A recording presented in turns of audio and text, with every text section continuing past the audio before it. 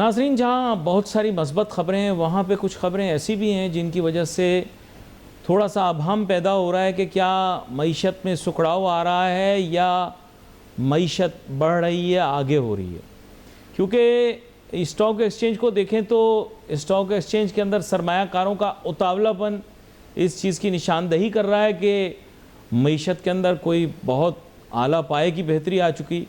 ताहम मल्टीनेशनल या फिर मुकामी इंडस्ट्रीज़, यहाँ पर दो अहम ख़बरें ज़रूर आई हैं। दोनों का मेंशन मैं विद नेम तो नहीं करूँगा, लेकिन ये ज़रूर है कि उसकी वजह से मार्केट में हलचल ज़रूर मची है। एक मल्टीनेशनल कारोबार में सुकड़ाव के मुतालिक सोच रही है और मुकामी तौर पे एक बहुत बड़ा टेक्सटाइल जाइंट, उधर भी कारोबार में सुकड़ाव देखा जा रहा है। तो ऐसा क्यों है, इस सिलसिले में हम बात करेंगे बड़े ही अहम मेहमान से जो प्रोग्राम के अंदर हमारे साथ शामिल होंगे। फैसलाबाद से जनाब चौधरी सलामत अली साहब, जो कि साबिक सेंट्रल चेयरमैन हैं Pakistan hosiery manufacturers and exporters association के। वेलकम करता हूं आपको चौधरी सलामत अली साहब। थैंक यू जी। चौधरी साहब, जो मेरे जहन में पहला उभरता हुआ सवाल है वो ये है कि एक पैराडॉक्स एग्जिस्ट करता है, एक टकराव एग्जिस्ट करता है जो आम नज़रियात का और आम सोच और फ़िक्र के अंदर जो चीज़ें हैं उससे बिल्कुल मुतसादिम है। आम तौर पे ताजिर सनतकार भी यही कह रहे हैं मईशत बेहतर हो रही है। ताहम एक ख़बर जिसका प्रोग्राम से पहले मैंने आपसे ज़िक्र किया था उसके मुतालिक आपकी भी राय होगी कि बहुत बड़ा टेक्सटाइल यूनिट, उसमें सुकड़ाव की ख़बर आना, तो ऐसा क्यों है ये मुझे थोड़ा सा समझाएं। ये 4-5 सेक्टर ऐसे हैं जिनकी वजह से समझे कि एक्सपोर्ट जो है कम हो रही है और पाकिस्तान में डूइंग बिजनेस जो है उसकी कास्ट इंक्रीज होती जा रही है।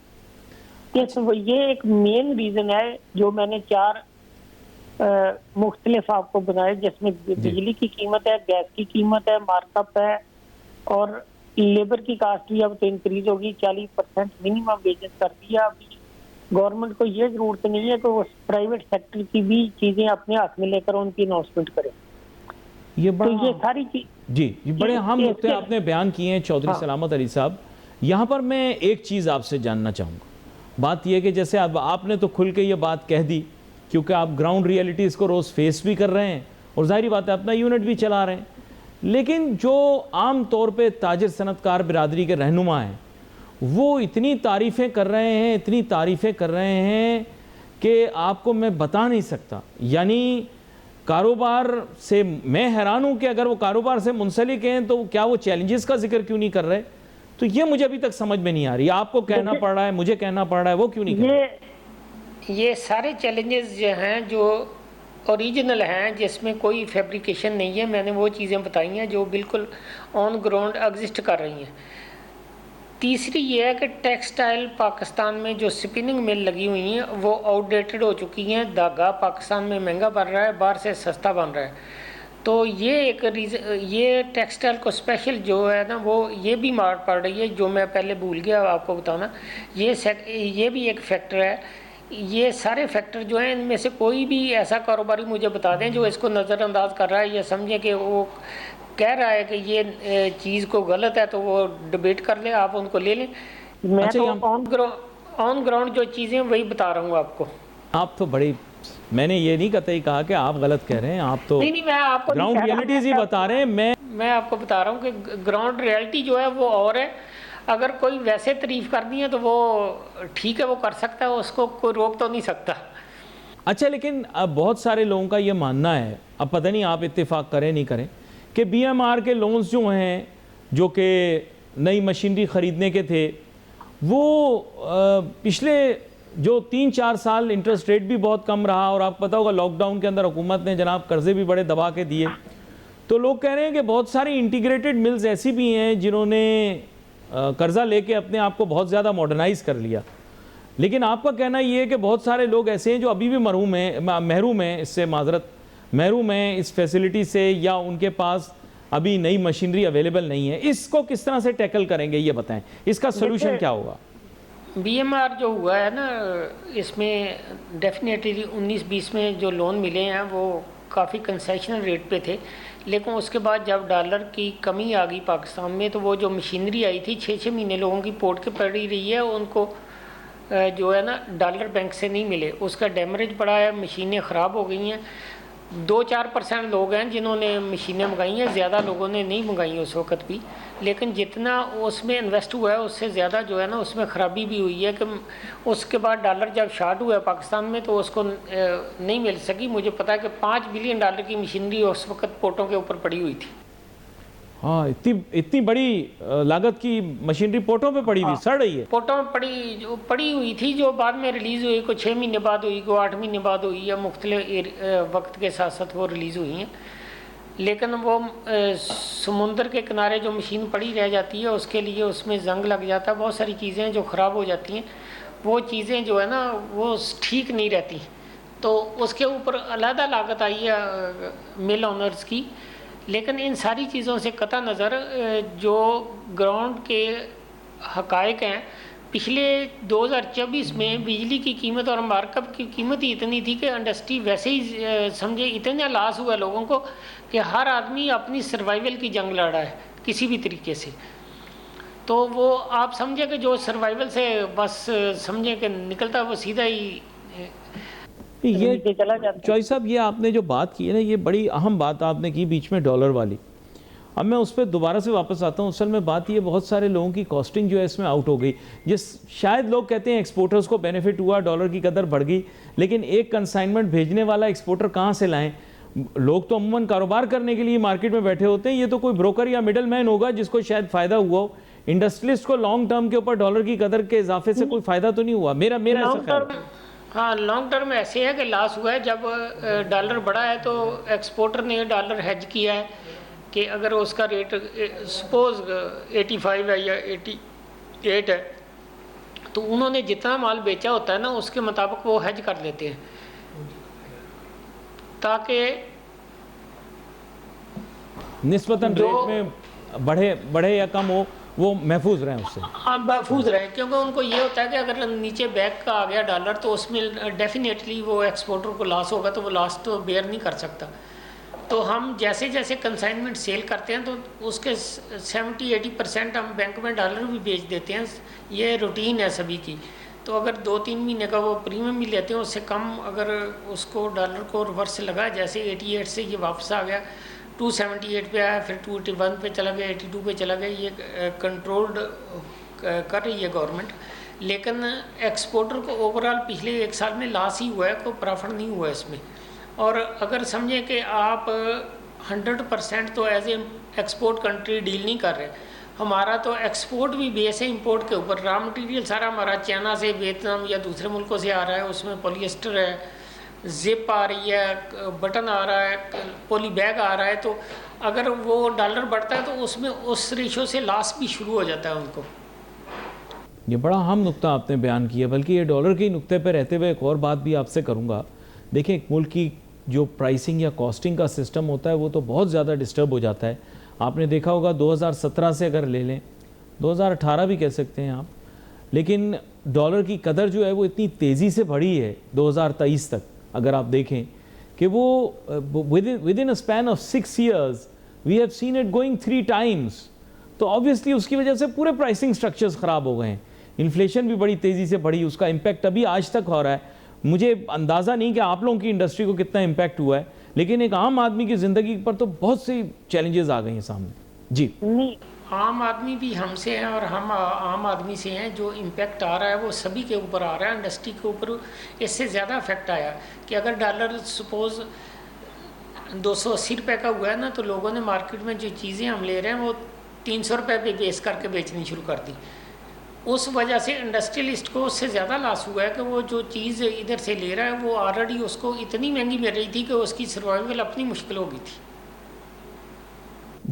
ये शॉक अजीब सा रहा है कि because this shock was unique, क्योंकि 6 years के अंदर 3 times जाना, आई डोंट थिंक कोई भी इंडस्ट्री उसे सस्टेन कर सकती है। अभी तो आप 280 कह रहे हैं, लेकिन आपको पता होगा 2023 के अंदर तो मतलब जब शुतर बेमहार हो गया था डॉलर, तो रेट 300 से ऊपर, कहीं ऊपर चला गया था, 320 रुपये तक चला गया था। लेकिन उसके बावजूद जो चीज़ें मार्केट में सेल हो रही थी वो 350 के हिसाब से हो रही थी। तो 350 में कोई चीज़ लेकर तो उसको एक्सपोर्ट कर रहा है सपोज 320 में, तो वो डायरेक्ट लॉस हो गया ना। ये तो करेंसी का लॉस ऐसे है कि जब आपकी शिपमेंट की पेमेंट आई तो बैंक में लॉस और नफ़ा नुकसान हो जाता है। ये तो आगे कोई इसमें समझे कि रॉकेट साइंस नहीं है। जो डॉलर बैंक में आएगा उसी वक्त रेट कटना है, इनकम टैक्स कटना है और उसी वक्त फ़र्क। इसके अलावा नहीं, लेकिन फैसलाबाद वालों को तो ज़्यादा एफबीआर वाले तंग नहीं करते ना, ये कराची वालों का कहना ये। नहीं, फैसलाबाद में इतने नोटिस इशू हो रहे हैं कि आप तसव्वुर ही नहीं कर सकते।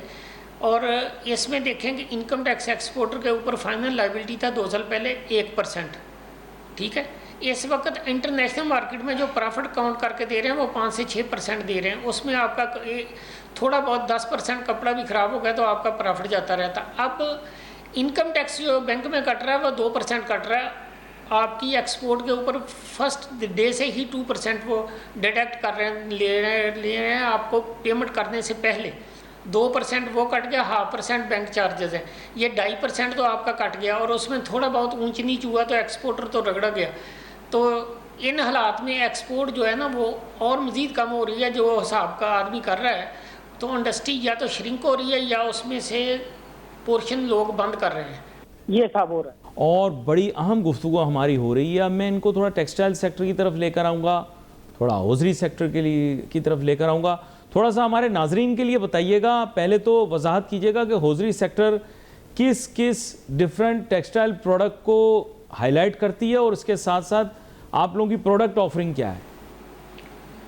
देखिए, इसमें जो निटेड गारमेंट है उसमें ट्राउज़र जा रहा है और स्वेटशर्ट जा रही है, हुड जा रही है, लेगिंग जा रही है, शर्ट जा रही है, सॉक्स जा रही है। ये मुख्तलिफ आइटम जो है पाकिस्तान से एक्सपोर्ट हो रही हैं।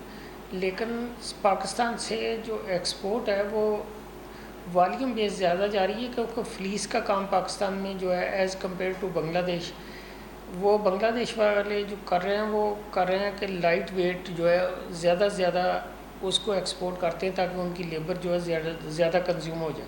अच्छा, fleece is a natural product ना? हाँ, फ्लीस है नेचुरल प्रोडक्ट। धागा है ना ऊपर नीचे 10 सिंगल है और वो बनती है 8 kg, 10 kg, 12 kg, 14 kg पर डज़न। और बांग्लादेश जो है ना वो उसकी कोशिश ये होती है कि वो 2 से 3 kg पर डज़न के हिसाब से चीज़ें जो बनाए ताकि उनकी लेबर जो मैक्सिमम यूटिलाइज हो जाए और धागा कम हो। तो इस वजह से ये काम अभी फ्लीस का पाकिस्तान में आ रहा है। फ्लीस जो मोटा सर्दियों का कपड़ा होता है।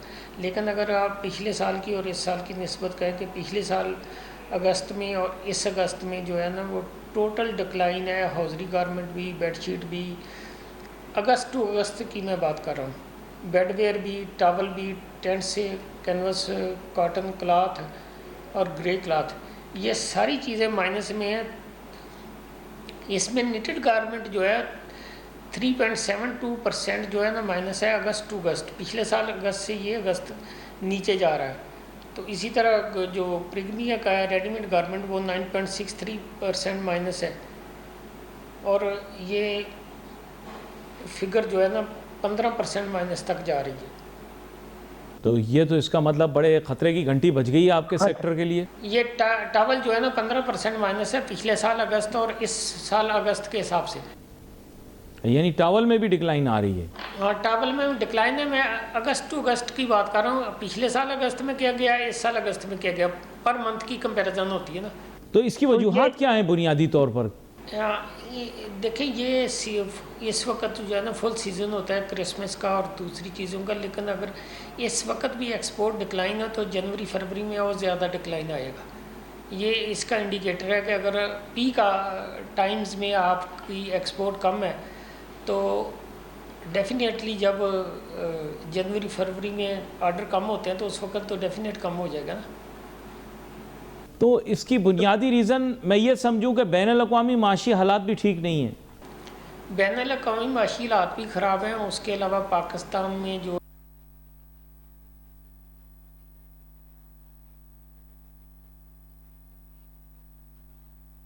ये है कि गैस की कीमत, बिजली की भी कीमत कम होनी चाहिए। और ये सारी चीज़ें जो है एक्यूमुलेट करके ना हमारे बिजनेस को जो है ख़राब कर रही हैं। अच्छा, इन पर्टिकुलर अगर मैं बोलूं कि हौजरी का इस वक्त कंपेटिटर कौन है रीजन के अंदर, तो क्या वियतनाम या बांग्लादेश, या कौन ऐसा मुल्क है जो आपका हिस्सा खा रहा है? बांग्लादेश और इंडिया, वियतनाम भी खा रहा है। ये तीनों मुल्क जो हैं उनमें जो ग्रोथ ही बहुत है, 52% ग्रोथ है बांग्लादेश की। नहीं तो उनकी सक्सेस की रीज़न क्या है फिर? उनकी सक्सेस की रीज़न ये है कि उनकी पॉलिसी जो है ना, वो अगर उसमें गवर्नमेंट का कोई अमल दखल नहीं है। उन्होंने अगर पॉलिसी बनाई है एक पॉलिसी, तो वो कंटिन्यू करते हैं उसको 5 साल 10 साल के लिए। सपोज़ उसमें कि एक एरिया है, उसमें स्ट्रिप है, उधर से अगर कोई गैस निकलती है तो वो देखते हैं कि इधर कितनी इंडस्ट्री लग सकती है, जो 30 साल के लिए उनको गैस की जो है ना सप्लाई जो मिलती रहे। तो वो 30 साल के इंडस्ट्री एलोकेट करते हैं, जितने में BTU होता है उस हिसाब से इंडस्ट्री लगाते जाते हैं। जब पूरी हो जाती है फर्स्ट कम फर्स्ट सर्व के ऊपर, उसके बाद अगली इंडस्ट्री को लाइसेंस इशू नहीं करते। हमारे प्रॉब्लम ये है कि पिछले 5 साल 10 साल में, पहले पीपल पार्टी के दौर में 44,000 किलोमीटर जो गैस की पाइपलाइन बिछाई गई, जिसकी वजह से वो घरेलू लोगों की जिधर शायद ज़रूरत ही नहीं थी, और इंडस्ट्री का सत्यानाश हो गया। वोटों की ज़रूरत तो होती है ना। अब आपको कैसे, ये कंसेप्ट थोड़ा आपको समझाना पड़ेगा कि वोटों की ज़रूरत पड़ती है कभी कभार। नहीं, देखिए वोटों की ज़रूरत होती है 5 साल बाद, लेकिन उसके लिए सारे मुल्क का सत्यानाश करना ज़रूरी नहीं है। उनको सिलेंडर दिए जा सकते हैं। मैंने कैलकुलेट करके उस एक प्राइम मिनिस्टर के साथ गिलानी साहब है, उनकी मीटिंग थी, तो मैंने कहा था कि जितना आपने इस लाइन के ऊपर खर्चा किया है, इसको अगर पेमेंट इतनी अकाउंट में रख दें, उसके मार्कअप से फ्री सिलेंडर दिए जा सकते हैं। मार्कअप से ओरिजिनल रकम का तस्वर ही नहीं है कि अगर गांव में फासला है 2-2, 4-4, 10-10 किलोमीटर का, तो वो तो उसमें पाइपलाइन तो आप समझिए बेतहाशा बेचगी ना। तो आगे कंज्यूमर जो है ना, तो वो उसको पेइंग कंज्यूमर कह सकते हैं, पेइंग कस्टमर है। वो देहात में गैस के बगैर भी पहले गुजारा हो रहा था, तो बाद में भी हो जाता, लेकिन उसकी हमने इंडस्ट्री जो है ना उसका सत्यानाश कर लिया। और दूसरा जो कैप्टिव पावर वालों को दी है गैस, वो भी गैस जो है इंडस्ट्री में उनका भी बड़ा किरदार है। कैप्टिव पावर में जो गैस इस्तेमाल हुई है वो अल्टरनेट फ्यूल के ऊपर जा सकती थी, कोयले के ऊपर कर सकते। इस वक्त फैसलाबाद में जो पोजीशन है, गैस मिल नहीं रही, और एक्सपोर्टर जो है वो कभी कोयले पे शिफ्ट हो रहा है, कभी बायोमास के ऊपर शिफ्ट हो रहा है। आप सोचें कि जब एक्सपोर्टर को ये भी चीज़ें कलेक्ट करनी पड़ेंगी, तो उसका फोकस जो है ना एक्सपोर्ट की बजाय दूसरी चीज़ों के ऊपर चला जाता है। वो भी एक ख़तरनाक अमल है कि आप कोला मंगवा रहे हैं जी, कोटे में स्ट्राइक हो गई, ये कोला नहीं आ रहा है, इंडस्ट्री 2 दिन के लिए चल नहीं। अच्छा, कराची में मैंने देखा है लोग सोलराइजेशन की तरफ बहुत ज़्यादा गए, खासतौर पे ये पंजाब में भी गए हैं सोलर के, लेकिन उसकी वजह से भी बिजली की कास्ट बढ़ गई है ना। उसमें आप समझें कि जो सर्कुलर डेट है वो बढ़ता जा रहा है, बिजली कंज्यूम नहीं हो रही, और इनको मशवरा देने वाले जो हैं वो बिजली की कीमत बढ़ाई जा रहे हैं। अभी इसको हाफ प्राइस पे करके बिजली दे दें तो सोलराइज को ख़त्म किया जा सकता है, ताकि बिजली की कीमत कम हो और उसकी यूटिलाइजेशन बढ़े। आप एक बंद यूनिट को पेमेंट कर रहे हैं, कैपेसिटी पेमेंट कर रहे हैं, अगर उसको चलाकर वही जो आप बिजली है जिसकी कैपेसिटी पेमेंट कर रहे हैं, अगर आवाम को दे दी जाए तो सस्ती होगी, तो उसकी यूटिलाइजेशन बट जस्ट वैसे ही फॉर माय ओन इन्फो मैं ये जानना चाह रहा था कि ये FESCO as a distribution company कैसी है, और फेस्को के साथ आपका एक्सपीरियंस कैसा है, क्योंकि हम अपने शहर वाली के मुतालिक तो बात करते ही नहीं ना कराची के मुतालिक। वैसे तो फैसलाबाद भी मेरा शहर है, to be very frank. FESCO देखें अली भाई, फेस्को जो है ना, ये इनकी रिकवरी 97-98% है। कोई लाइन लॉसेस नहीं है इतने बड़े इनके पास, और ये इनको बिल भी हर महीने 98% का मतलब कि 100% रिकवरी होगी ना। 1-2%, 3% तो पूरी दुनिया में, यूरोप में भी कम मिल जाते हैं, किसी न किसी वजह से रह जाता है। तो इधर फेस्को में जो काम हो रहा है वो तो ठीक है, लेकिन बिजली की कीमत ज़्यादा होने की वजह से उसकी यूटिलाइजेशन कम हो रही है बार बार हर महीने। सोलराइजेशन बढ़ रही है और बिजली की कंजम्पशन कम हो रही है, उसके लिए गवर्नमेंट का सर्कुलर डेट भी बढ़ा है, कैपेसिटी पेमेंट भी बढ़ रही है। जब आपकी चीज़ बिकेगी नहीं तो आपने पीछे जो है कैपेसिटी पेमेंट को तो पूरा करना है, तो उसकी वजह से सर्कुलर डेट बढ़ा है इनका। अच्छा, लेकिन ये आपने बड़ा इंटरेस्टिंग पॉइंट रेज किया है। ये बात आपने गवर्नमेंट के साथ डिस्कस की है कि देखो, आप जो इलेक्ट्रिसिटी प्रोड्यूस कर रहे हो, अगर आप वो सेल नहीं कर पाओगे तो आपको तो उसका पे करना पड़ेगा पैसा। अगर हमने यूटिलाइज ना की तो फिर तो मतलब ये है ना कि बिल्कुल मतलब कहना नहीं चाहिए वैसे कहावत टीवी के ऊपर, लेकिन टू बी वेरी फ्रैंक, फिर बिल्कुल ही दरिया में डाल दी ना, वो तो ज़ाया होगी, किसी यूज़ की नहीं है। देखिए वो अगर इलेक्ट्रिसिटी बन रही है या नहीं बन रही, आप उस मैंने अगर कोई यूनिट लगाया है तो उसकी कैपेसिटी जो है गवर्नमेंट बाय नहीं कर रही, और वो कैपेसिटी जो है मेरे पास लॉक है, इंजन बंद है, तो वो तो गवर्नमेंट तो मुझे पे कर रही है एज ए जो उनका एग्रीमेंट है उसके हिसाब से, वो कैपेसिटी पेमेंट तो मिल रही है मुझे। लेकिन उस कैपेसिटी पेमेंट देने का कोई फ़ायदा नहीं है उसको। बिजली अगर कैपेसिटी पेमेंट आप सपोज कि अगर 30 अरब रुपया दे रहे हैं तो उसको उसकी प्राइस आधी कर दें, 30 अरब लोगों से ले लें, बजाय इसके कि गवर्नमेंट खुद पे कर रही है। ये चाहिए कि बिजली को सस्ती करें और कारखाने लगें, ज़्यादा से ज़्यादा इंडस्ट्री लगे और उसकी पेमेंट जो है ना स्मूथ हो जाए। गवर्नमेंट को जो कैपेसिटी पेमेंट में लॉस हो रहा है वो इसी तरीके से बच सकता है कि बिजली का रेट कम हो, बिजली की पैदावार जो है वो मुकम्मल यूटिलाइज हो। जब यूटिलाइज होगी तो उस गवर्नमेंट के ऊपर उसका असर जो है ना मिनिमाइज होता जाएगा। इन अदर वर्ड्स, जो बात आपने की इसके माने ये है government will have to manage the energy, क्योंकि अब इस वक्त उनकी मैनेजमेंट ही गलत है। वो टैरिफ इतना हाई रखा हुआ है, लोग सोलराइजेशन या ऑल्टरनेटिव की तरफ जा रहे हैं और कैपेसिटी पेमेंट्स करनी पड़ रही हैं, वो पैसे गवर्नमेंट की किटी से जा रहे हैं। खैर इसके ऊपर तो आपके साथ किसी दिन तफसीली बैठ जाएंगे। अच्छा, एक चीज़ मैं आपसे और जानना चाहता हूँ कि जैसे बाकी शहरों के अंदर लोग बैठे, कराची के अंदर इंफ्रास्ट्रक्चर का बहुत बड़ा इशू आ गया अभी बारिशों के बाद। मुझे नहीं पता फैसलाबाद के अंदर कितनी बारिशें हुई हैं और आप लोगों के इंफ्रास्ट्रक्चर की इस वक्त क्या पोजीशन है, पर हम यहाँ कराची में बैठ के ऐसा सोचते हैं कि फैसलाबाद के बिजनेसमैन अच्छे, इंडस्ट्रियस, फॉरवर्ड लुकिंग है, इन लोगों ने अपना इंफ्रास्ट्रक्चर बचा के रखा हुआ। आर वी राइट और आर वी रॉन्ग? नहीं, फैसलाबाद में इंफ्रास्ट्रक्चर बचा हुआ है। जो फैक्ट्रियाँ लगी हुई हैं उन्होंने अपनी ड्रेनेज का खुद अरेंजमेंट किया हुआ है और वो एज सच उतना लॉस नहीं हुआ उसके एज़ कम्पेयर टू कराची। हमारा लॉस तो शायद 2-4% हो। तो इसका मतलब आपने मैनेज कर लिया अपने आप को बेहतर तरीके से। देखें, जो चीज़ आप खुद मैनेज कर सकते हैं वही कर सकते हैं, गवर्नमेंट के ऊपर ना रहें। गवर्नमेंट को और भी बहुत काम है, जो आप खुद मैनेज कर सकते हैं चीज़ों को, उनको मैनेज करना चाहिए। अच्छा, इसके अलावा ये भी जानना था मैंने कि ओवरऑल लोग कहते हैं कि इस वक्त पोल्यूशन के अंदर पाकिस्तान के अंदर जो की सिटीज़ हैं उसमें कराची है, लाहौर है, फिर फैसलाबाद है। And Faisalabad by the way मैं नाजरीन के लिए बताता चलूँ, one of the most neglected इस वजह से है because it is the third most popular city of Pakistan. Am I correct? Yes yes. तो लेकिन अगर आप देखें डिस्कशन जब हो रही होती है तो बड़ी और डिस्कशन होती है, वो बात कर रहे होते हैं, अब आई डोंट नो क्या वजह है उसकी। लोग बोलते हैं कराची, लाहौर, इस्लामाबाद, पेशावर, कोयटा, इस तक के मैंने सखर के बारे में ज़्यादा बात सुनी है लेकिन मैं फैसलाबाद के बारे में नहीं सुनी। ये क्या रीज़न है, या ये क्या गिद्दड़ सिंगी है? मुझे आज तक समझ में नहीं आया। इसकी रीज़न ये है कि फैसलाबाद लाहौर के करीब है, वो डोमिनेट कर रहा है। वो जो चीज़ होती है वो लाहौर में पहले बनती है, फैसलाबाद वालों को तो आखिर में बारी आ गई नहीं आई तो ना सही। लेकिन फैसलाबाद इस वक्त निगलेक्टेड है क्योंकि हम समझे कि लाहौर के साथ हैं, तो उनकी कोशिश होती है कि लाहौर ही ज़्यादा जो है ना उसको अकोमोडेट किया जाए, तो दूसरे शहर। वैसे आप लोग बॉर्डर के पास भी नहीं है ना, ये भी एक वजह है। किसी और दिन मैं बताऊंगा वो वजह क्या है, वो आपको पता है, मुझे पता है, लेकिन लोगों को नहीं पता क्योंकि वहाँ पे पीपल्स कॉलोनी है और इस तरह की चीज़ें हैं, सीधा साधा निज़ाम है, सिस्टम बड़ा सीधा साधा है। सिस्टम ठीक है फैसलाबाद में, लेकिन ये कि इंडस्ट्री जो है ना वो अपनी सर्वाइवल की जंग लड़ रही है, ये मैं आपको बताऊँ। अच्छा, ये थ्रू आउट पाकिस्तान में आपको बताऊँ ये चैलेंज बनता जा रहा है। मैं थोड़ा सा आपको नेशनल इकोनॉमी की तरफ लेकर आता हूँ। असल में इशू और प्रॉब्लम ये आ रहा है कि पाकिस्तान के अंदर हम लोग कुछ ऐसे इकोनॉमिक इंडिकेटर्स हैं उनको मैनेज नहीं कर पाए।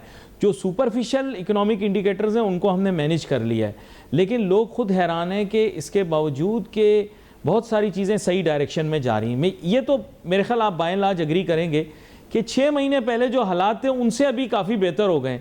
जब से ये इंडिया पाकिस्तान का कॉन्फ्लिक्ट हुआ, पाकिस्तान थोड़ा हावी हुआ, पाकिस्तान का पलड़ा भारी हुआ, फिर उसके बाद आपको पता है पाकिस्तान के वेस्ट के साथ ताल्लुकात भी ठीक हो गए, कुछ सऊदी अरब के साथ भी अभी जो एग्रीमेंट कर लिया उसकी वजह से भी, तो मेरे ख्याल बाय एंड लार्ज इमेज हमारा इम्प्रूव हुआ है।